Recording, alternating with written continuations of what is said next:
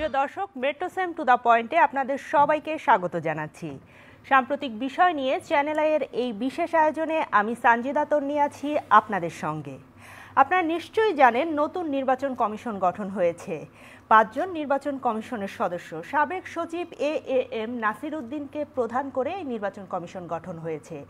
এর বাইরে আওয়ামী লীগ নির্বাচনে আসতে পারবেন কিনা এমন প্রশ্নে অধ্যাপক ইউনুস বলেছেন যে তারা যদি হত্যা এবং যে ধরনের অত্যাচার করেছে এইগুলোর বিচার হয় এবং বিচারের পরবর্তী সময় তারা নির্বাচনে আসতে পারবে।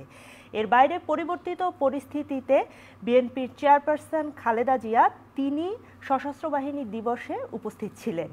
এছাড়াও বিএনপির 31 দফা যে সংস্কারের কথা বলেছেন সেই সংস্কার অনেকটা চূড়ান্ত করেছেন। এরকম একটি রাজনৈতিক পরিস্থিতিতে আজকে আমরা আলোচনা করব বিএনপির সংস্কার প্রস্তাব। আলোচনার জন্য আমার ডান দিকে রয়েছেন ব্যারিস্টার আসাদুজ্জামান ফুয়াদ, যুগ্ম সদস্য সচিব আমার বাংলাদেশ পার্টি এবি পার্টি। আমার বামে রয়েছেন কর্নেল মোহাম্মদ আব্দুল হক, আপনি রাজনীতিবিদ এবং নিরাপত্তা বিশ্লেষক এবং বিশিষ্ট লেখক। আপনাকেও স্বাগত জানাচ্ছি। আলোচনাটি শুরু করতে চাই, আপনার কাছেই জানতে চাই বিএনপির সংস্কার নিয়ে আমরা কথা বলছিলাম। বিএনপির 31 দফা দিয়েছে এবং সেখানে বিশেষ গুরুত্ব পাচ্ছে নির্বাচন, সংবিধান, পুলিশ সংস্কারের এই জায়গাটি। আমরা ইতিপূর্বে দেখেছি রাজনৈতিক দলগুলো বিভিন্ন সংস্কারের কথা বলে, সংস্কারের দাবি তোলে, কিন্তু পরবর্তীতে তারা সেটি কতটুক বাস্তবায়ন করে সেটির সঙ্গে এক ধরনের সামঞ্জস্যতা থাকে না। আপনি কি মনে করেন বিএনপির যে সংস্কার প্রস্তাব এটি কেমন হচ্ছে, কতটা জনবান্ধব এবং এটি তারা কতটা পরবর্তীতে সফল করতে পারবে বলে আপনি মনে করেন? বিসমিল্লাহির রহমানির রহিম। অনেক ধন্যবাদ আপনাকে পার্টিনেন্ট একটা প্রশ্ন করার জন্য।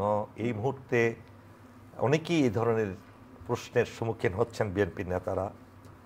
আজকে আমরা এই যে একটা বিপ্লব হলো, কেউ বলে বিপ্লব, কেউ গণ অভ্যুত্থান, এইটার সংজ্ঞা নিয়ে আমরা লড়াই করব না। একটা রক্তক্ষয়ী কঠিন একটা সময় পার হয়েছে আমাদের দেশে। 1500 জীবন, শুধু যদি বুলেটের ফায়ারে তাদের মৃত্যু হতো তেমন একটা কষ্ট পেতাম না। নির্মম নৃশংসভাবে তাদেরকে হত্যা করা হয়েছে। প্রায় 40,000 মানুষ, সেখানে রিকশাওয়ালা আছে, দিনমজুরও আছে, তাদেরকে নির্মমভাবে আহত করা হয়েছে। এই একটা গণ অভ্যুত্থান বলি আর বিপ্লব বলি। এরপরে কেন হয়েছিল সেটা? এই দেশের একটা বিশাল পরিবর্তন করার জন্য। যেভাবে একটা দেশ চলতে পারে না, যেটা আওয়ামী ফেসিবাদীরা চালিয়েছে, গুম, খুন, হত্যা, রাহাজানি, মামলা, অর্থনীতি ধ্বংস, সব বিচার ব্যবস্থা ধ্বংস, পুলিশ ধ্বংস, পুরো দেশটাকে ধ্বংসের পাদদেশে তারা নিয়ে গেছে। এরপরে যে বিপ্লবোত্তর সরকার হওয়ার কথা ছিল, সেই বিপ্লবের সরকার কিন্তু হয়নি। হয়েছে ডক্টর মোহাম্মদ ইউনুসের মতো একটা আন্তর্জাতিক একজন খ্যাতিসম্পন্ন ব্যক্তিত্ব, যোগ্য ব্যক্তিত্বকে সেই সময়ে অন্তর্বর্তীকালীন সরকারের প্রধান প্রতিষ্ঠার মাধ্যমে দেশকে সংস্কার করার জন্য একটা অন্তর্বর্তীকালীন সরকার গঠন হয়। এই পর্যায়ে জনগণের দাবি হলো যে যদি দেশের বিভিন্ন পর্যায়ে সংস্কার হয় তাহলে রাজনৈতিক দলগুলোর মধ্যে সংস্কার আসবে না কেন? রাজনৈতিক দলগুলো তো সেই কনভেনশনাল, এক একটা যে তারা রাজনীতি করে সে দেশ চালিয়েছে, এই দুর্নীতির মাধ্যমেই চালিয়েছে। বিএনপির আমলেও অনেক দুর্নীতির হিসাব আছে, সেই জন্য অপারেশন ক্লিন হার্টও হয়েছে। তো সেই জন্য বিএনপি চিন্তা করলো যে এই বর্তমান সময়ে যদি আমরা পাবলিক সাপোর্ট পেতে চাই, বিশেষ করে ইয়াং জেনারেশন যারা আছে তারা রাজনীতি সম্পর্কে আজকাল খুবই ওয়াকেবহাল, খুবই জ্ঞান রাখে। তারা জ্ঞান রাখে বলেই বিপ্লব করতে পেরেছে, না হলে আওয়ামী ফ্যাসিস্টদের দীর্ঘ 16 বছরের যে তাদের মোটিভেশনে কাজ হয়নি, শিক্ষা ব্যবস্থা চেঞ্জ করে কোনো কাজ হয়নি, এক নায়কতন্ত্র কায়েম করার জন্য সর্ব ধরনের পলিসি তারা গ্রহণ করেছিল, সেটা তো কাজ হয়নি। কেন হয়নি?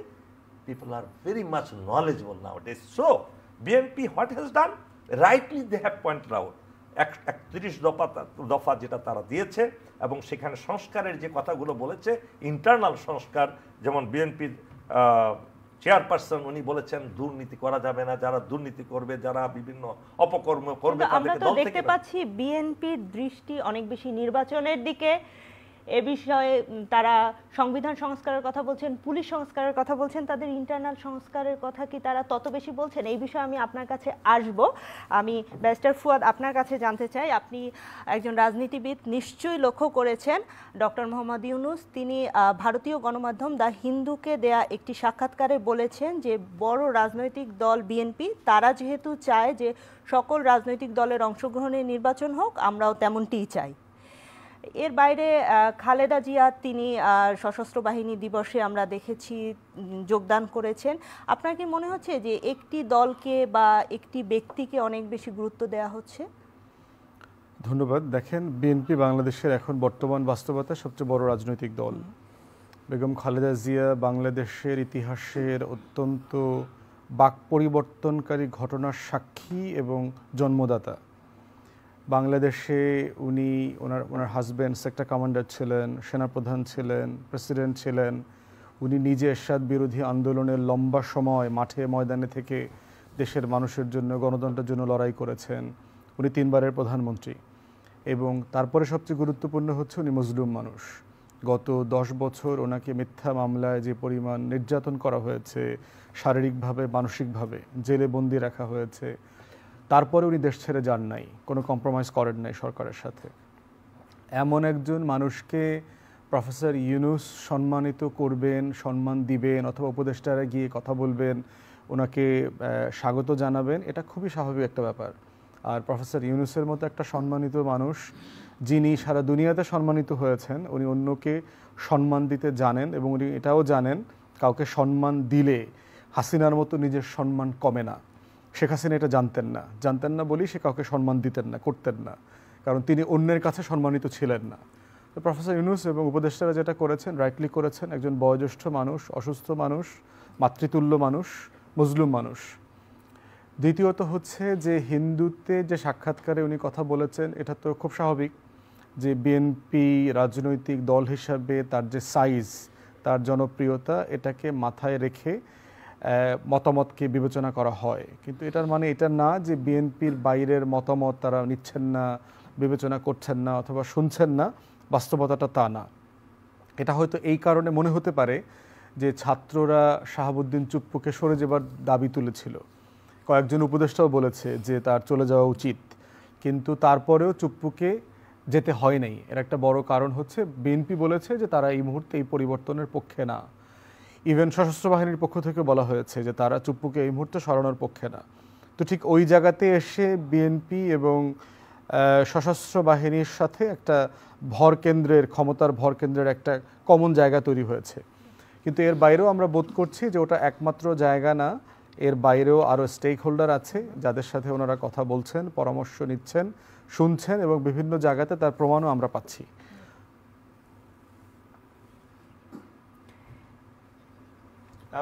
আর বিএনপির সংস্কার নিয়ে বলছিলেন, যদি ওটা নিয়ে আমি একটু বলি, সেটা হচ্ছে যে 31 দফা যেটা দিয়েছে, এই ধরনের সংস্কার প্রস্তাবনাকে আমরা স্বাগত জানাই।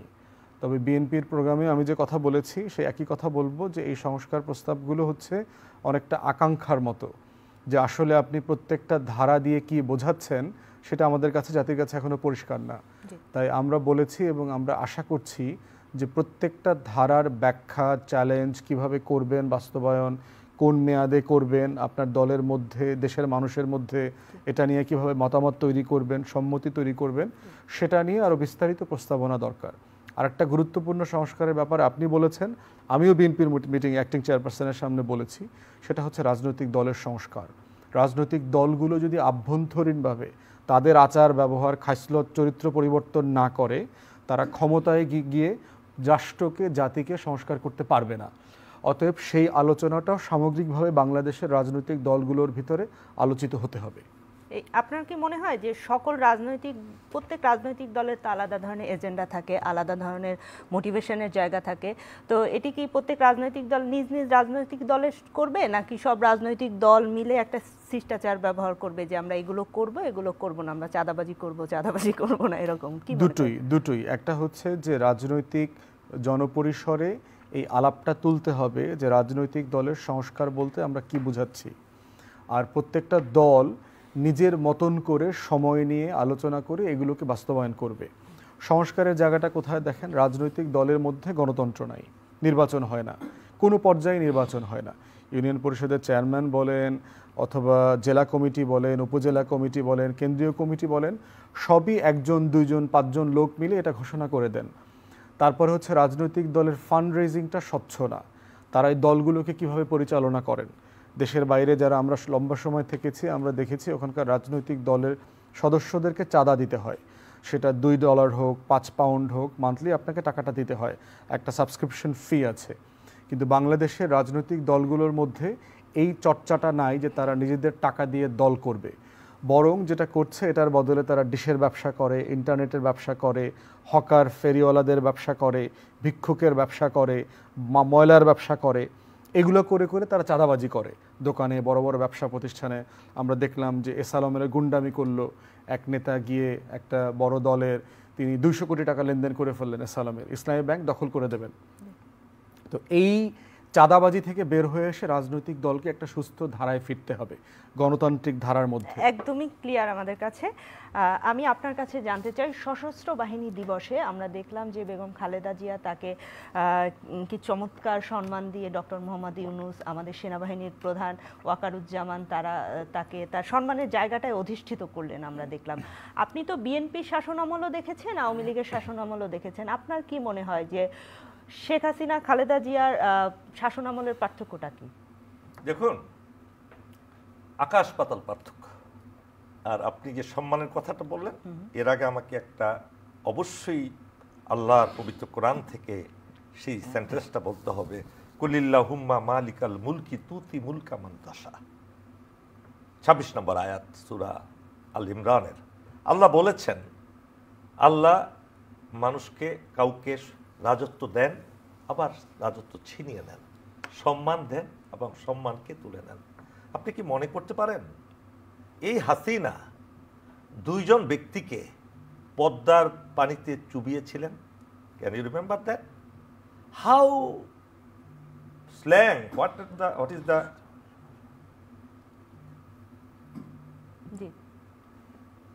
কি স্ল্যাং একটা হতে পারে একটা প্রধানমন্ত্রীর? Can you imagine that? সেই 2 জনকে আল্লাহ রাব্বুল আলামিন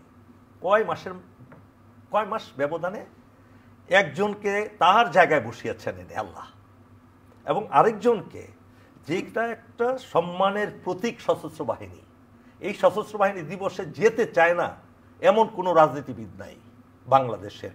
ধনাঢ্য ব্যক্তি থেকে শুরু করে বাংলাদেশের সব লোকেরা চায় যে সশস্ত্র বাহিনী দিবসে সেখানে গিয়ে আপনার সম্মানিত হোক। আল্লাহ রাব্বুল আলামিন প্রমাণ করলেন খালেদা জিয়া, যাকে এই ফ্যাসিস্ট হাসিনা চিকিৎসার সুযোগ দেয়নি, বিনা কারণে বিনা অপরাধে তাকে জেলখানায় রেখেছে, তারপরে গৃহবন্দী করে রেখেছে। এই একজন মহিলাকে, যিনি দেশকে এত সুন্দরভাবে, আমি বলবো না 100% ঠিক মতো শাসন করেছেন, বাট তিনি একজন দেশপ্রেমিক নেত্রী হিসেবে দেশকে একটা দিক নির্দেশনা দিয়েছেন, তার দলকে ভালোভাবে পরিচালিত করতে চেষ্টা করেছেন, এবং এই হাসিনার চেয়েও হাজারো গুণে ভালো দেশটাকে পরিচালনা করেছেন। সেই মহিলাকেও রাব্বুল আলামিন, সেই নেত্রীকেও এই 21শে নভেম্বর সম্মানের শ্রেষ্ঠ আসনে বসিয়েছেন। You have seen that how doctor Yunus also has respected her, going in front of her and sitting beside. এই পরিস্থিতিতে আপনি যদি বলেন যে 2 দলের যে পার্থক্যটা কি, পার্থক্য তো আওয়ামী লীগের এজেন্ডা, আওয়ামী লীগকে তো তৈরি করেছে ইন্ডিয়া এই দেশকে দখল করার জন্য। আওয়ামী লীগের নেত্রী হাসিনা, তার বোন, তাদের 14 গোষ্ঠীকে ট্রেনিং দিয়েছে বাংলাদেশকে দখল করার জন্য, বাংলাদেশকে কিভাবে দুর্বল করে একটা রাষ্ট্র, এমন একটা রাষ্ট্রে পরিণত করতে, ব্যর্থ রাষ্ট্র পরিণত করে ইন্ডিয়া এটাকে রুখে নেবে। সেই কারণেই তো তারা, না হলে কি দেশের প্রধানমন্ত্রী বলতে পারে যে আমার ঘরের যে চাকর, যে আমার পিয়ন, সে 400 কোটি টাকার মালিক। 400 কোটি টাকা সে কম বলে ফেলেছে, মিথ্যা কথা বলে তার মিথ্যা কথা বলার তো অভ্যেসই জানেন আপনারা। এই ব্যাপারগুলো আমরা জানি। আপনি কি মনে করেন যে সশস্ত্র বাহিনীর কোনো ধরনের সংস্কার প্রয়োজন? এখন তো সব জায়গায় সংস্কারের হাওয়া। দেখুন, সশস্ত্র বাহিনী এমন একটা বাহিনী, বাংলাদেশে এটা হঠাৎ করে উদ্ভব হয় নাই। 48 সালে 15ই এপ্রিল এই সামরিক বাহিনী প্রতিষ্ঠা হয়েছিল, আপনারা সেটা জানেন না নতুন প্রজন্মের যারা। সেই বাহিনী 1965 সালে ইন্ডিয়াকে যুদ্ধ করে হারিয়েছে। এরপরে 71 সালে দীর্ঘ 9 মাস বাংলাদেশের স্বাধীনতা যুদ্ধের নেতৃত্ব দিয়েছে, এবং সেই নেতৃত্বটা খুব সহজ ছিল না। সেই সময় মোবাইলের যোগাযোগ ছিল না, ইন্টারনেটের যোগাযোগ ছিল না, বনে জঙ্গলে এই সমস্ত জায়গায় একত্রিত হয়ে এই দেশকে স্বাধীনতা নেতৃত্ব দিয়েছে।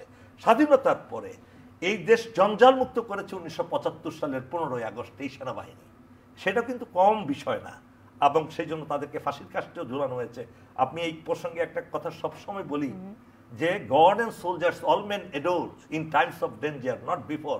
Once the things are righted, God is forgotten, soldiers are slighted, and that is been done in 1975 এর সেই কৃতি সন্তানদেরকে, বীর যোদ্ধাদেরকে আপনি ফাঁসিতে ঝুলিয়েছেন। এবং হাসিনা তো একজনকে জব করে, একজন স্লটার করেছে, কুরবানি করেছে, কর্নেল হুদাকে। আপনি বলেন এই যে সামরিক বাহিনী এরপরে কি পিছু হটেছে? সেই সময় একটা বেকুয়াম টাইমে 75 সালের 15ই আগস্টে যখন কোনো এই দেশে কোনো রাজনৈতিক কোনো দল ছিল না, এই দেশে চিরতরে সব রাজনৈতিক দল বন্ধ করে দিয়েছিল, সব পত্রিকা বন্ধ করেছিল শেখ মুজিব বাকশাল কায়েম করে।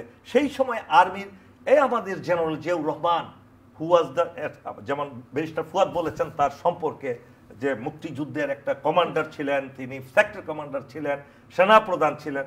তিনি সেই ভেকুয়াম থেকে বের করে একটা রাজনৈতিক দল তৈরি করলেন এবং অন্য সকল রাজনৈতিক দলকে ওপেন করে দিলেন। আরেকটু বলতে দেন আমাকে একটু, এই যে রাজনৈতিক দল এই বাংলাদেশে আজকে রাজনীতি দেখছেন, এটা তো জিয়াউর রহমান প্রবর্তন করেছেন। জিয়াউর রহমান যদি এটা না করে একজন মিলিটারি লিডার হিসাবে, ফুয়াদ ভাই আরো ভালো বলতে পারবেন, ওনার এটা আমি শেষ করে নেই, যে জনপ্রিয়তা ওই সময় ওনার ছিল, উনি ইচ্ছা করলে মার্শাল জারি করতে পারতেন না আজীবনের জন্য? একটা সৎ লোক যদি মার্শাল জারি করে, জিয়াউর রহমানের মতো লোক যিনি একটা টাকা নেয়ার মতো যার কোনো নাই, অভিযোগ নাই, সে লোকটা তো আজীবন থাকতে পারতেন মার্শাল করে, কিন্তু তিনি তা করেন নাই। জনগণের দেশ জনগণের কাছে ফিরিয়ে দিয়েছেন। এবং আমি আপনার কাছে আসবো ব্যারিস্টার ফুয়াদ, আপনি এই প্রসঙ্গে কি বলবেন? আপনার কাছে জানতে চাই কোন বিষয়ে। সে নানান জায়গায় আমরা সংস্কার দেখছি, সেনাবাহিনীর ক্ষেত্রে কোনো ধরনের সংস্কার দরকার আছে কিনা? তাদেরকে আমরা দেশপ্রেমিক বলি, খুব দরকার। সশস্ত্র বাহিনীর অনেকগুলো জায়গায় সংস্কার দরকার। একটা বিষয় হচ্ছে যে ঐতিহাসিকভাবে কিন্তু আমাদের সশস্ত্র বাহিনীর হিস্টোরিক এক্সপিরিয়েন্স আছে এবং কন্ট্রিবিউশনও আছে। আপনার যুদ্ধে তাদের যে অবদান, বাংলাদেশের যুদ্ধটাকে অর্গানাইজ করেছে কিন্তু আর্মড ফোর্সেসের অফিসাররা। এই যে সেক্টর কমান্ডার যাদেরকে বলছি, যাদের নেতৃত্বে যুদ্ধ পরিচালিত হয়েছে, আমাদের মুক্তিযুদ্ধের যে সর্বাধিনায়ক ছিলেন কর্নেল ওসমানী, মিলিটারি অফিসার, এবং প্রত্যেকটা সেক্টর সাবসেক্টর কমান্ডাররা মিলিটারি অফিসার ছিলেন লার্জলি। তাদের নেতৃত্বে কিন্তু ক্যাম্প হয়েছে, হাজার হাজার লক্ষ লক্ষ মানুষদেরকে আপনারা রাস্তাঘাটে, বিশ্ববিদ্যালয়ে, জমি জমা থেকে ডেকে নিয়ে তাদেরকে ট্রেন করেছেন। তাদের অবদান অসাধারণ। জাতিসংঘের শান্তি মিশনে তারা যে রোল প্লে করেছেন হিস্টোরিক। বাংলাদেশের বিভিন্ন ক্রাইসিস মোমেন্টে আপনি দেখবেন যে আমাদের যে প্রাকৃতিক দুর্যোগগুলো হয়, বন্যা হয়, খরা হয়, আমাদের সামরিক বাহিনীর সদস্যরা হিস্টোরিক রোল প্লে করেন, কোনো সন্দেহ নাই। কিন্তু গত 16 বছরে তারা অনেক বাজে কাজও করেছেন। বাংলাদেশে মানবাধিকার লঙ্ঘন, গুম, খুন, গণহত্যা, মানবতা বিরোধী অপরাধ, হেন কোনো অপরাধ নাই যা তারা করেন নাই। আমাদের সশস্ত্র বাহিনীর নেতৃত্বে চলা যে গোয়েন্দা সংস্থাগুলো আছে, ডিজিএফআই এবং এনএসআই, তারা আয়নাঘরের মতো শত শত গোপন বন্দিশালা করেছেন বাংলাদেশের বিভিন্ন জায়গাতে। তারা মিলিটারি অফিসাররা আর্মড ফোর্সেস থেকে এসে র্যাবে ঢুকে একটা কিলিং ফোর্সে পরিণত করেছে বাংলাদেশকে। বাংলাদেশের পুলিশিংয়ের হিস্ট্রিতে এত পরিমাণ মানুষ হত্যা করবার কোনো ইতিহাস ছিল না। গত 16 বছরে বাংলাদেশের আর্মড ফোর্সেস, বিজিবির অংশীদার যারা ছিলেন, তারা সীমান্তে আমাদের এক ফোঁটা জমি রক্ষণাবেক্ষণ করতে পারেন নাই, আমাদের নাগরিকদেরকে নিরাপত্তা দিতে পারেন নাই। কিন্তু সেই বিজেপির কাপড় পরে এসে আমাদের হাজার হাজার লোকদেরকে তারা হত্যা করেছেন, গণহত্যা করেছেন। হেফাজতের গণহত্যা যদি দেখেন, বিরোধী দলের নেতাকর্মীদের উপর যদি গণহত্যা দেখেন, ইভেন এই জুলাই আগস্টের সময়ও মিলিটারি প্লেন থেকে আমরা দেখেছি হাজার হাজার বুলেট ছোড়া হচ্ছে আমাদের সাধারণ প্রতিবাদী জনগণের উপরে। অতএব তারা ঐতিহাসিক অন্যায় কাজ করেছেন। বাংলাদেশের নাগরিকদের বিরুদ্ধে গুলি করে, হাজারে হাজারে খুন করে। প্রিয় দর্শক, সামাজিক যোগাযোগ মাধ্যম ফেসবুক এবং ইউটিউবে আমাদের লাইভ স্ট্রিম হচ্ছে, আপনারা চ্যানেল আইয়ের অনলাইনে আমাদের সঙ্গে যুক্ত থাকুন। আপনি বলছিলেন গুলিবিদ্ধ হচ্ছে সেই জায়গাতে তাদের অবদান এবং ঐতিহাসিক জায়গা, প্রাউড করবার মতো জায়গা, ফিল করবার জায়গা যেমন আছে, তাদের লজ্জিত হবার মতো অনেক জায়গা আছে। বর্তমানেও আপনার সিনিয়র মিলিটারি অফিসার যারা আছেন তাদের অধিকাংশ গত 16 বছর ফ্যাসিবাদের দালালি করেছেন। 2018 সালে এই মিলিটারি অফিসাররা কেন্দ্রে কেন্দ্রে ব্যালট স্টাফিং করেছেন, রিটার্নিং অফিসারের রেসপন্সিবিলিটি পালন করেছেন পুলিশের পাশাপাশি। 30 লাখ 35 লাখ টাকা করে করে এদেরকে, এই মেজর লেফটেন্যান্ট কর্নেলদেরকে অ্যাকাউন্টে ক্যাশ টাকা দেওয়া হয়েছে এই মিলিটারি অফিসারদেরকে। গুম খুনের সাথে জড়িত শতাধিক অফিসার এখনও আপনার মিলিটারিতে আছে। এখনও মিলিটারি লিডারশিপের টপ জেনারেলরা সব ক্রিমিনাল। 1-2 ভালো মানুষ ছাড়া almost entire senior leadership criminal. এই ক্রিমিনাল গ্যাংকে রেখে বাংলাদেশের নতুন স্বাধীনতা এবং গণ অভ্যুত্থানের স্পিরিটকে ধরে রাখা যাবে না। বাংলাদেশের গোয়েন্দা সংস্থা ডিজিএফআই এর কোনো প্রোটোকল নাই, তারা কি করতে পারবে কি করতে পারবে না এখনও কোনো প্রোটোকল নাই। অতএব হিউজ সংস্কার দরকার, বাংলাদেশের প্রত্যেকটা ফোর্সের সংস্কার করা দরকার। একদমই ক্লিয়ার। আরেকটি বিষয় জানতে চাই, আপনি নিশ্চয়ই লক্ষ্য করেছেন নতুন এই প্রসঙ্গে আমাকে একটু সুযোগ দিতে হবে। আমি নিশ্চয়ই আপনার কাছে আসব। নতুন নির্বাচন কমিশন গঠন হয়েছে, নির্বাচন কমিশনের তো অনেক কাজ। এই কাজগুলোর ক্ষেত্রে আপনি কি মনে করেন যে কোন কাজগুলো অগ্রাধিকারের ভিত্তিতে করা উচিত? প্রথম অগ্রাধিকারের কাজ হচ্ছে ভোটার তালিকাটা হালনাগাদ করতে হবে। 12 কোটি 10 লাখ ভোটার আছে, এটা একটা হিউজ টাস্ক। এর ভিতরে 3-4 কোটি মানুষ নতুন ভোটার যোগ হবে, জাল ভোটার যোগ করেছে কোটি কোটি আওয়ামী লীগ, এগুলোকে বাদ দিতে হবে। শিশু লীগের সদস্যদেরকে যোগ করা হয়েছে ভোটার তালিকাতে, মৃত আওয়ামী লীগ যেটা আছে তাদেরকে যোগ করা হয়েছে। এই জায়গাগুলোকে পরিষ্কার করে একটা স্বচ্ছ ভোটার তালিকা দরকার। দ্বিতীয়ত হচ্ছে শুধু তালিকায় ভোটার থাকলে হবে না, মনস্তত্ত্বে এই 12 কোটি মানুষকে ভোটার বানানো জরুরি। ভোটার হওয়াটা মানে কি? আমাকে বিকাশে টাকা দিল, নগদে টাকা দিল, আমাকে ফুসপানি খাওয়াইলো, আমাকে বিড়ি সিগারেট পান খাওয়াইলো, আমাকে বিরিয়ানি খাওয়াইলো, ভোটের দিন আমাকে অটো পাঠাইলো, অটোতে করে বাসায় নিয়ে আসলো, এর কিছুই যেন না হয় ভোটের দিন। এইগুলো করবার জন্য ভোটারদেরকে ট্রেন করা দরকার। ভোটটা মানে কি, ভোটার হওয়াটা মানে কি, এইটা একদিনের কেনা বেচার কোনো হাট না যে আমি 2000 টাকা পাইলাম বিক্রি করে দিলাম আমার 5 বছরের আমানত। সেই জায়গাটা অ্যাওয়ারনেস ক্রিয়েট করাটা এই নির্বাচন কমিশনের একটা গুরুত্বপূর্ণ কাজ। তৃতীয় কাজ হচ্ছে মোড অফ ক্যাম্পেইনকে ঠিক করা। বাংলাদেশের ক্যাম্পেইন ট্রেলটা ভেরি এক্সপেন্সিভ হয়ে গেছে। আপনার হাজার হাজার কোটি টাকা এখানে ক্যাম্পেইন, ইলেকশন ক্যাম্পেইনে যোগ হয়। তো সেক্ষেত্রে আমরা যদি নির্বাচন কমিশনের নেতৃত্বে জয়েন্ট ইলেকশন ক্যাম্পেইন চালু করতে পারি, সেখানে আপনার ক্যাম্পেইনের খরচ কমে যাবে। এটার এক্সাম্পল একটা প্রশ্ন আছে আমার, সেটি হচ্ছে সকল রাজনৈতিক দলগুলোই তো সবসময় চায় যে নির্বাচন কমিশন আমার পক্ষে কাজ করুক, আমরা ইতিপূর্বে সবসময় দেখে এসেছি। সেক্ষেত্রে এই নির্বাচন কমিশনের আপনি কি মনে করেন যে সেই পুরনো চ্যালেঞ্জটা নতুন করে আসতে পারে? সেটা তার কাজের মাধ্যমে প্রমাণ করতে হবে, এবং যে কাজগুলোর কথা বলছি এগুলো যদি সে করতে পারে তখনই দেশের সাধারণ মানুষ বুঝবেন। আপনি তো বলছেন ভোটার তালিকা হালনাগাদ করার কথা কিংবা জনগণকে সচেতন করার কথা, কিন্তু রাজনৈতিক দলগুলো যদি তাদের রাজনৈতিক স্বার্থে নির্বাচন কমিশনকে কোনোভাবে প্রভাবিত করতে চায় কিংবা ব্যবহার করতে চায়, সেই ক্ষেত্রে নির্বাচন কমিশনের এই ধরনের কোনো চ্যালেঞ্জ সামনে আসতে পারে কিনা? একটা বড় ভালো জায়গা তো হচ্ছে যে এখন কোনো রাজনৈতিক সরকার ক্ষমতায় নাই। অতএব যেহেতু অন্তর্বর্তীকালীন সরকার আছে, আপনার স্বাধীনভাবে কাজ করবার অনেক স্পেস আছে। তো সেই জায়গাটার ইয়েটা নেওয়া দরকার, সময়ের সুযোগটা নেওয়া দরকার। তৃতীয় যেটা বলছিলাম যে বাংলাদেশে পোস্টার, লিফলেট, ব্যানার, ফেস্টুন, এগুলো বিলবোর্ড, এগুলো করা উপলক্ষে হাজার হাজার কোটি টাকা খরচ হচ্ছে। সেটা যদি ইলেকশন কমিশন কমন জায়গা করে দেয়, যে ধরেন আপনি এই তেজগাঁও ইউনিয়নে 5টা বোর্ড আছে, এই বোর্ডের ভিতরেই সকল পোস্টার লাগাইতে হবে, ইলেকশন কমিশন লাগিয়ে দেবে, এবং এই পোস্টারের রং কী হবে, লেখা কী হবে, একটা কমন ফ্রেমে থাকতে হবে সেই লেখাগুলো। আর দ্বিতীয় যেটা ক্যাম্পেইনে করতে হবে সেটা হচ্ছে এককভাবে কোনো রাজনৈতিক দল কোনো মিটিং করতে পারবে না। Election commission common town hall meeting arrange করবে, যে ধরেন আপনার এই চ্যানেলের রাস্তার সামনে একটা মিটিং অ্যারেঞ্জ করবে, ডিবেট, যেখানে সকল রাজনৈতিক দলের স্থানীয় প্রার্থীরা এসে সেই বিতর্কে অংশগ্রহণ করবে, এলাকার সকল নাগরিকরা অংশগ্রহণ করবে। অতএব রাজনৈতিক দলের অধীনে নির্বাচন করা, মানুষকে ডেকে আনা, মিছিল মিটিং করার যে খরচ সেটা কমে যাবে। অতএব এই মোড অফ ক্যাম্পেইনকে যদি আমরা নিয়ন্ত্রণ করতে পারি, এই জিনিসটা আপনার ভোটারদেরকে পিছনে যে টাকাটা খরচ হয় এই টাকার খরচটা অনেক কমিয়ে দেবে। নির্বাচন কমিশনকে তার মানে অনেকগুলো নীতিমালা দিতে হবে, সেটি পোস্টার থেকে শুরু করে কিভাবে ক্যাম্পেইন হবে সেদিকে। অনেক ধন্যবাদ। আপনার কাছে দুটি প্রশ্ন আছে। একটি হচ্ছে, ব্যারিস্টার ফুয়াদ বলছিলেন যে সেনাবাহিনীতে অনেক ধরনের পরিবর্তন দরকার, অনেক ধরনের সংস্কার দরকার, আপনি কি মনে করেন? আর দ্বিতীয়ত হচ্ছে নির্বাচন কমিশন। এটা শেষ করে তারপরে আপনি সেটারও সুযোগ দেবেন আমাকে। নিশ্চয়ই বলেন। প্রথমত আমি ব্যারিস্টার ফুয়াদের সাথে একটু ডিফার করি, যেহেতু আমার প্রাণপ্রিয় সেনাবাহিনী, প্রাণপ্রিয় এই জন্য হয়েছে যে এই দেশের রক্ষার শেষ রক্ষা কবচ হলো আমাদের সেনাবাহিনী। এই সেনাবাহিনীতে আমি দীর্ঘ 30 বছর আষ্টে পৃষ্ঠে জড়িত ছিলাম, দেশে বিদেশে।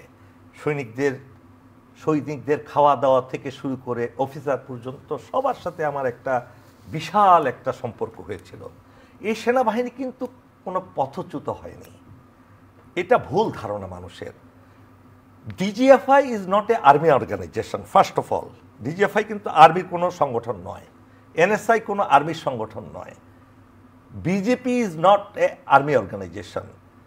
তারপরে আপনার যেটাকে বলা হয় SSF, not army organization. Even RAB, RAB, rapid action ব্যাটালিয়নও আর্মির কোনো অর্গানাইজেশন নয়। এই প্রতিষ্ঠানগুলো সরাসরি প্রধানমন্ত্রীর অধীনে প্রতিষ্ঠান। আই টেল ইউ অ্যাগেন, এই প্রতিষ্ঠানগুলোতে যারাই গিয়েছে, হাসিনা তার একটা নিজস্ব পদ্ধতিতে তাদেরকে ক্রিমিনাল করেছে, নট অনলি মিলিটারি অফিসার। আমি যদি এর পাশে আমি বলি যে দেশ চালায় সচিবালয়, মিলিটারি কখনো চালায়নি। সচিবালয়ের যে হাজার হাজার সচিব যারা এই দেশকে বিক্রি করে দিয়েছে, চুক্তি করেছে, চুক্তি লিখে দিয়েছে, হাসিনা সাইন করেছে, সেই সচিবদের বিরুদ্ধে কিন্তু কেউ কথা বলে না, বিকজ তারা সাদা পোশাকের। সেই জন্য ইন্ডিয়া সুকৌশলে আর্মিকে ডিফেন্ড করার জন্য তাদের নিজস্ব লোক দিয়ে আর্মি অফিসারদের বিরুদ্ধে তিলকে তাল বানিয়ে সোশ্যাল মিডিয়াতে প্রচার করছে। আমি আপনাকে বলি, সেনাপ্রধান জেনারেল ওয়াকারুজ্জামান 23শে জুন তাকে যাতে সেনাপ্রধান করা না হয়, ইন্ডিয়া সর্বোচ্চ চাপ দিয়েছিল হাসিনাকে যাতে সেনাপ্রধান করা না হয়। কেন দিয়েছিল বলেন? এই জন্য দিয়েছিল যে Wakeruzzaman is a very true gentleman first, একজন ইমানদার মুসলমান, নেক্সট হলো উনি একজন স্বচ্ছ এবং অনেস্ট সামরিক অফিসার। সেই সব কিছু মিটিয়ে আল্লাহর তরফ থেকে এই আদেশ নাজির হয়েছে যে Wakeruzzaman will be the chief of army staff. কারণ আল্লাহ জানতেন যে 5ই আগস্ট এবং জুলাই আগস্টে যে বিপ্লব হবে, আল্লাহ জানতেন, আপনি আমি জানতাম না। সেই সময়ে যদি ওয়াকারুজ্জামানের জায়গায় অন্য একজন দুরাচার, যেমন জেনারেল আকবর কিংবা জেনারেল এর মতো, ওই জিয়াউলের মতো যদি কোনো লোক সেনাপ্রধান হতো, তাহলে কি হতো আপনার একবার চিন্তা করে দেখেন। আর্মিকে দূষিত করার সমস্ত পন্থা অবলম্বন করার পরেও হাসিনা পারেনি আর্মিকে পুরোটা দূষিত করা। আপনি একজন সাবেক সেনা কর্মকর্তা এবং আপনি বলতে চাচ্ছেন যে আর্মি এই মুহূর্তে আমি শেষ করিনি, আমি সংস্কারের কথা পরে আসছি। আপনি ফুয়াদ ভাইকে যেরকম সময় দিয়েছেন আমাকে সেই সময় দেন, আমি বলে শেষ করি। জিনিসটা হলো, আর্মিতে অপপ্রচার বেশি হচ্ছে আর্মি অফিসারদের। যেমন 22 জন সেনা কর্মকর্তার পাসপোর্ট বাতিল করেছে, যাইতে পারবে না। কয়জন সেক্রেটারি করেছে আপনি বলেন তো? ফুয়াদ ভাই কি সেই সকল কথাগুলো বলেছেন? বলেন তো কয়জন পুলিশ অফিসারের করেছে? বাংলাদেশ যারা ধ্বংস করেছে, এই যে এটা মিথ্যাচারের উপরে কোন অফিসার, জানেন general Motiur Rahman, lieutenant general Motiur Rahman, সে এমন একটা অনেস্ট অফিসার, তার বিরুদ্ধে আজকে বিভিন্ন অভিযোগ দায়ের করা হচ্ছে। আমরা জানি is the honest personality. Even কি আমি বলি ডিজিএফআই ছিল যে হামিদ, লেফটেন্যান্ট জেনারেল হামিদ, আমি তাকে পার্সোনালি চিনি। He cannot do such a derogative thing. এখন কথা হলো সংস্কারের কথা আসে। হ্যাঁ, সংস্কার ফুয়াদ ভাই যেটা বলেছেন সেইভাবে না, সংস্কার আমাদের একটা পদ্ধতি অবলম্বন করতে হবে রাষ্ট্রীয়ভাবে। যেমন আমেরিকায় চিফ অফ জেনারেল স্টাফ নিয়োগ করা হয় একটা কমিটির মাধ্যমে, যে কাকে সেখানে বসানো হবে। সেনাপ্রধান করতে গেলে কিন্তু একটা সিনেটের পারমিশন নিয়ে করতে হয় এবং একটা লিস্ট অফ প্যানেল লিস্ট ওরা করে হয়, শর্ট লিস্টেড করা হয়, 10 জনের নাম দেওয়া হয়, ওইখান থেকে সবচেয়ে যোগ্য লোককে তারা সেনাপ্রধান করে। একইভাবে বাংলাদেশে প্রত্যেকটা প্রতিষ্ঠানে মনে করেন এসএসএফ এর ডিজি হিসাবে পোস্টিং করতে হবে, সেখানে ওই প্যানেলের মাধ্যমে নির্বাচিত হবে। এই না যে হাসিনা বলল তার গোপালগঞ্জে বাড়ি, তাকে আমার কাছে দিয়ে দাও, গুণ থাকলো কি না থাকলো, এই গুণাবলী সম্পন্ন একজন লোককে বিভিন্ন জায়গায় যদি প্রতিষ্ঠা করা যায়, মনে করেন সেনাপ্রধানও হবে ওইভাবে, ডিজিএফআই হবে সেভাবে, এই ডিজি এনএসআই হবে, এসএসএস হবে, পুলিশে আজকে র্যাবের কথা যেটা ফুয়াদ ভাই বললেন, ফুয়াদ ভাই আপনাকে বলি, দেখেন ওইখানে হয়তো কিছু সংখ্যক সেনা অফিসার যায়, কিন্তু তারা ডিরেক্টলি আন্ডার, যেটা আই ডিটেস্ট দিস কালচার, যে পুলিশের অধীনে আর্মি অফিসাররা চাকরি করবে, এটা মেনেই নেওয়া যায় না, কখনো মেনে নেওয়া যায় না। বেনজিরের মতো একটা দুর্বৃত্ত, যার একটা ইউনিয়ন পরিষদের চেয়ারম্যান হওয়ার যোগ্যতা নাই, সেখানে হাসিনা তাকে সর্বোচ্চ পর্যায়ে উঠিয়ে আজিজের মতো একজনকে জেনারেল সেখানে বানানো হলো। তার সাথে কম্পেয়ার করেন, দুইজনই দুর্বৃত্ত। এখন এই দুর্বৃত্ত ইয়েকে আপনি মনে করেন জেনারেল আজিজকে যে সেনা প্রদান করা হলো, এই সেনা প্রদান যদি একটা টিমের মাধ্যমে করা হইতো, সংসদ সদস্য কিংবা যারা এক্সপার্ট আর্মির একটা কমিটিতে, তাহলে কি হতে পারতেন? হতে পারতেন না। সুতরাং আমি ফুয়াদ ভাইয়ের সাথে যোগ করবো এই কথাটা, শুধু যে আর্মিতে এই জায়গাগুলোতে পোস্টিং, বদলি, পদোন্নতিগুলো জিনিসগুলোতে এইখানে একটা পলিটিক্যাল, আবার কাকে দিয়ে করাবেন? পলিটিক্যাল লিডার কোনটা সৎ আছে আপনি বলেন? আপনি যে পার্লামেন্টের কথা বলছেন, ফুয়াদ ভাই পার্লামেন্টে গেলে এক ধরনের কথা হবে, ফুয়াদ ভাইয়ের মতো পার্লামেন্টেরিয়ান আপনি 300 জন কবে পাবেন আপনি বলেন? এখন মমতার মতো নতুকিরে যদি আপনি ইয়ে বানান, এই পার্লামেন্ট মেম্বার বানান, তাকে যদি বলেন যে সেনা প্রধান নিয়োগ করেন, মমতাজ আরো কি কি আছে আওয়ামী লীগের নতুকি, যত দুর্বৃত্তকে সে বানিয়েছে, এই ধরনের পার্লামেন্ট মেম্বার দিয়ে যদি আপনি সেই কাজটা করেন, তাহলে আই ডু ডিসএগ্রি। সংস্কার করতে হবে, সেই ধরনের আইন প্রণেতা তৈরি করতে হবে, যে আইন প্রণেতা সত্যিকার অর্থে আইন প্রণয়ন জানেন, তারা আইনের ব্যাখ্যা জানেন, এই না যে সচিব এসে দিবে একটা সেটা সাইন করে দিবে। আর এই দুর্বৃত্ত লোকেরা যতদিন এই পর্যায়ে থাকবে, আর্মির সংস্কারের কোনো প্রয়োজন নাই। আর্মি থাকবে, দেশ থাকবে, আর্মি থাকবে না, দেশ থাকবে না। জেনারেল ওয়াকারুজ্জামানের মতো লোক আজকে আপনারা অনেক সমালোচনা করেন, তার এই জেনারেল সেই জেনারেল এই করেছে, আপনি দাল্লিক প্রমাণ দেন। মুখে মুখে একজনকে একদম দস্যু বানিয়ে ফেলবেন, মুখে মুখে একজনকে 5,000 কোটি টাকা 10,000 কোটি টাকা লিস্ট তৈরি করবেন, এটা তো একটা ডিফেমেশন ছাড়া, ক্যারেক্টার অ্যাসাসিনেশন ছাড়া কিছু নয়। আমি আমরা সমালোচনা করি না, আমরা বরং এখন আরেকটা কোশ্চেন আছে, প্রশংসাই করি, ভূয়সী প্রশংসা করি। এবং সশস্ত্র বাহিনী দিবসে আমরা দেখেছি ডক্টর মোহাম্মদ ইউনূস তিনিও আর্মির ভূয়সী প্রশংসা করেছেন। উনি আরেকটা জিনিস বলেন নাই, ডক্টর ইউনূসের এই কথাটা বলা উচিত ছিল, আমি তার জায়গায় হলে বলতাম, হাসিনা ক্ষমতায় এসে সর্বপ্রথম ইন্ডিয়ার নির্দেশে আমার 57 জন ভাইকে হত্যা করেছে, তাদের পরিবারকে তারা নানাভাবে অপমানিত করেছে। সেই 57 জনের অফিসারের সম্পর্কে তার মুখে কোনো কথা আসে নাই। দাওয়াত দেওয়া হয় নাই কেন হক ভাই জানেন? সশস্ত্র বাহিনী দিবসে পিলখানা গণহত্যায় যে 57 জন শহীদ, তাদের কোনো পরিবারকে দাওয়াত দেওয়া হয় নাই কেন? এটা সঠিক নয়, এটা সঠিক নয়। তাদের অনেক ফ্যামিলি দেখলাম স্ট্যাটাস দিয়ে বলেছে তাদেরকে দাওয়াত দেওয়া হয় নাই। নো, তাদেরকে দাওয়াত দেওয়া হয়েছে, আমরা না জেনে কথা বলছি। তাদের যে পরিবারে যারা আছে, যারা একজন করে প্রতিনিধি দাওয়াত দেওয়া হয়েছে। এটা আরবি তো দেখেন অনেক দিন পরে, দীর্ঘ 15 বছর পরে একটা অনুষ্ঠান করেছে, যেখানে পুরো দেশ, সেনাবাহিনীরও তো অর্ধেক লোককে দাওয়াত দেওয়া হয়নি, দিতে পারে নাই। 2 ঘন্টা ধরে রাস্তায় দাঁড়ায় থাকতে হয়েছে, এই কারণে তারা স্ক্রুটিনাইজ করেছে। এবং এইটা এই সশস্ত্র বাহিনীর এই 57 জন অফিসারের ফ্যামিলিকে কিন্তু army individually has taken care, এবং সেটা হয়তো আপনাদের প্রচারে আসে না। তাদেরকে ডেকে সব ধরনের সম্মান ইজ্জত তাদেরকে করা হয়েছে।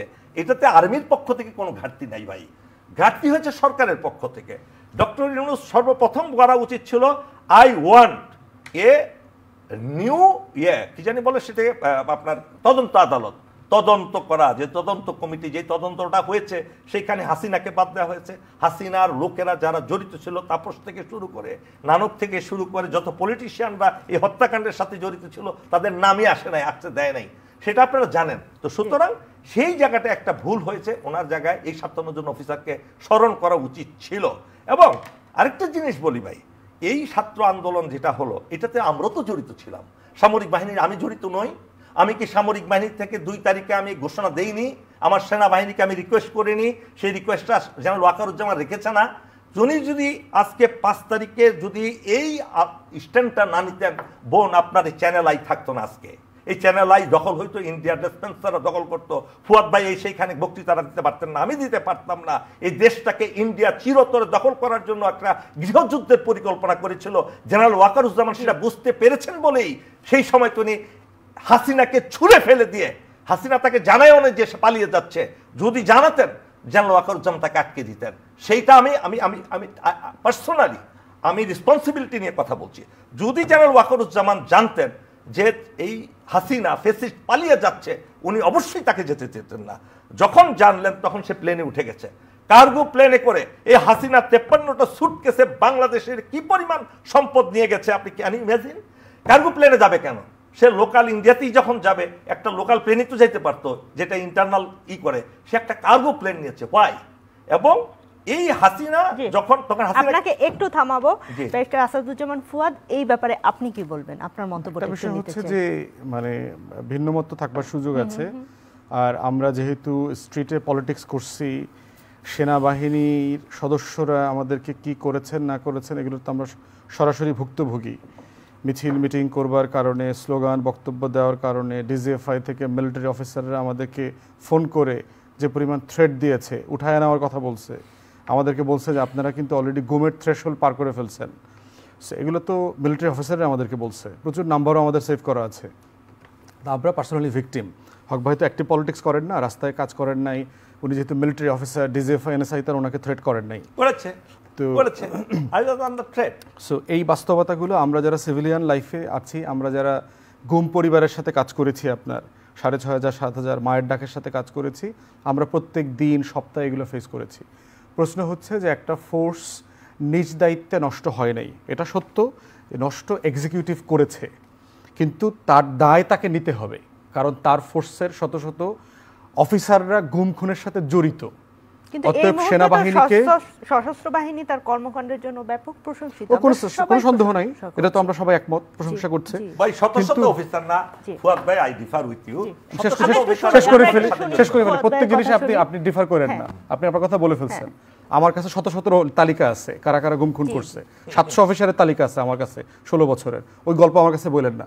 অবশ্যই সেনাবাহিনী বাংলাদেশের স্বাধীনতা সার্বভৌমত্বের জন্য গুরুত্বপূর্ণ ফোর্স, কিন্তু বাংলাদেশের গত 16 বছরের প্রত্যেকটা গণহত্যার সাথে সেনাবাহিনীর সদস্যরা জড়িত, প্রত্যেকটা গণহত্যার সাথে।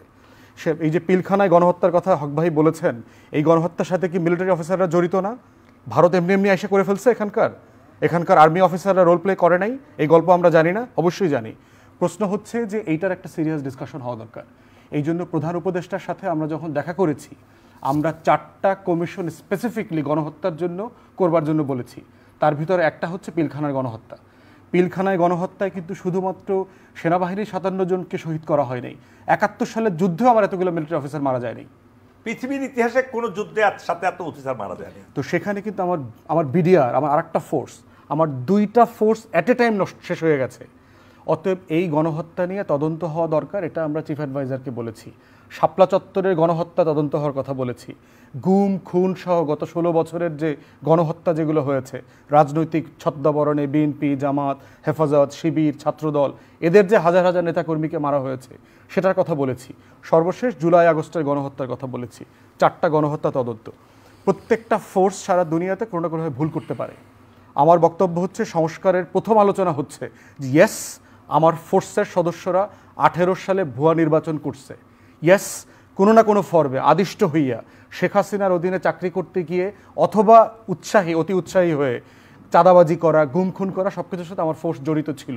তদন্ত করেন, তদন্ত করে ফোর্সকে ক্লিন করে ফেলেন, তার মর্যাদা, তার ট্রাস্ট, তার ডিগনিটিকে ফিরায় নিয়ে আসেন।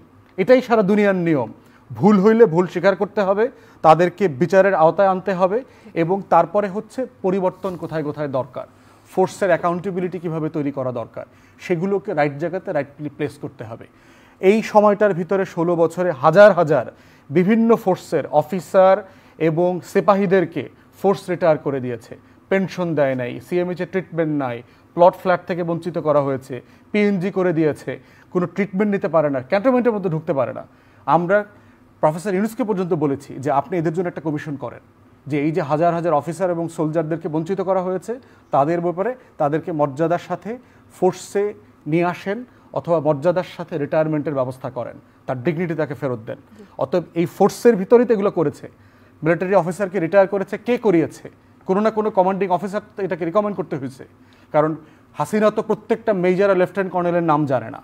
অতএব এই জুলুম, এই বঞ্চনা এখানে হয়েছে। এই সংস্কারটা কে করবে? তারেক রহমান তিনি বলেছেন যে রাজনীতিবিদদের হাতে সংস্কারের দায়িত্ব দিয়ে দেন, আপনারা নির্বাচন দেন, এরকম একটি ব্যাপার। না, আমি এটার সাথে একমত না। আমি মনে করি এই পার্টিকুলার ব্যাপারে সংস্কারের জন্য আমরা যেটা কমিশনের দাবি করেছি এটা বেসরকারি কমিশন হইতে হবে। দুইটা কমিশন প্যারালালি হওয়া দরকার। একটা হইল তিনটা ফোর্সের নিজস্ব ইনভেস্টিগেশন হওয়া দরকার, যে what went wrong in last 16 years. যার ফোর্সের ভিতরে এটা রিভিউ হওয়া উচিত। প্রত্যেকটা ফোর্সের নিজস্ব ইন্টেলিজেন্স প্রচুর জুলুম করছে। তো তিনটা ফোর্সের কিন্তু আলাদা আলাদা ইন্টেলিজেন্স এজেন্সি আছে।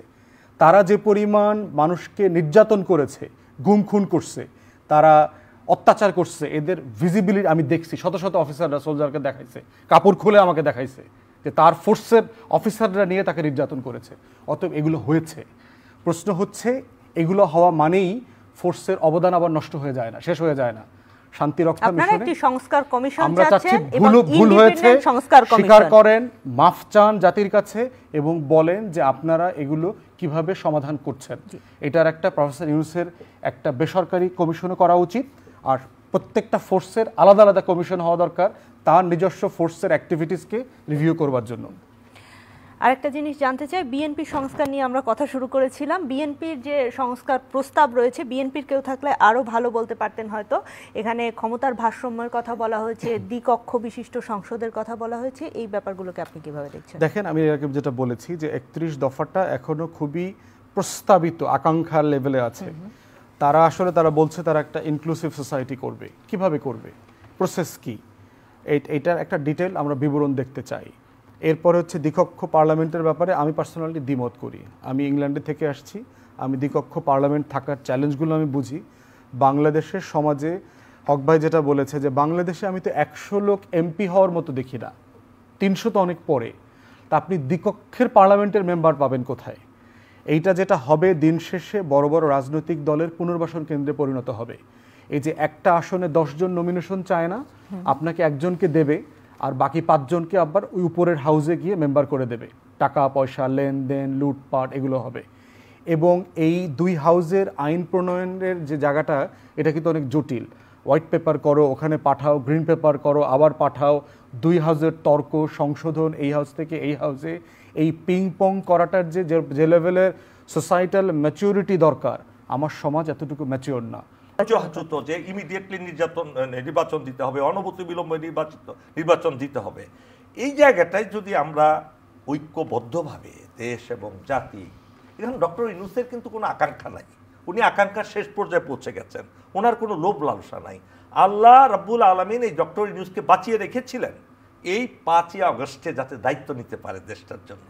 আই টেল ইউ, নাইলে এত বছর বাঁচারও কথা না ওনার। এবং এখনো ওনাকে সুস্থ মস্তিষ্কে রেখেছেন। ওনাকে আমরা একটা সময় দিই। এই লোকটা তো একদম নিখুঁত লোক, যে এই দেশের উন্নতি করার জন্য আপ্রাণ চেষ্টা করেছে। তার সাথে আপনার মত পার্থক্য থাকতে পারে, বাট তিনি তো অনেক উপকার করেছেন এই দেশের। আন্তর্জাতিকভাবে কি চিন্ত বাংলাদেশকে, একটা আপনি দেখুন নোবেল লরেট। আমি তখন লাইব্রেরিতে ছিলাম, যখন আমি শুনলাম যে ডক্টর ইউনূস নোবেল লরেট হয়েছেন, বিশ্বাস করেন আনন্দে একদম খোলা আকাশের নিচে আল্লাহু আকবার বলেছি। নিশ্চয়ই আমরা অন্য কোনো আয়োজনে এই কথাগুলো শুনবো। আপনাদেরকে সময় দিতে হবে। আমি জনগণকে বলবো, পলিটিক্যাল পার্টিকে বলবো, please allow some time to this interim government to do something better for the country. অসংখ্য ধন্যবাদ মিস্টার ফুয়াদ, আপনাকেও অসংখ্য ধন্যবাদ। প্রিয় দর্শক, মেট্রোসেম টু দ্য পয়েন্ট থেকে আজকের মতো আমরা বিদায় নিচ্ছি। আমরা আজকে শুরু করেছিলাম বিএনপির সংস্কার প্রস্তাব নিয়ে কথা বলতে। এর পাশাপাশি আমরা দেশের বিভিন্ন সেক্টরে যে সংস্কার দরকার, সংস্কারের যে হাওয়া বইছে, সেগুলো নিয়ে কথা বললাম, দেশ নিয়ে কথা বললাম। আমরা যদি জাতিগতভাবে ঐক্যবদ্ধ থাকতে পারি তাহলে নিশ্চয়ই আমরা একটি সুন্দর বাংলাদেশ পাবো। সবাইকে অসংখ্য ধন্যবাদ, সবাই ভীষণ ভালো থাকবেন।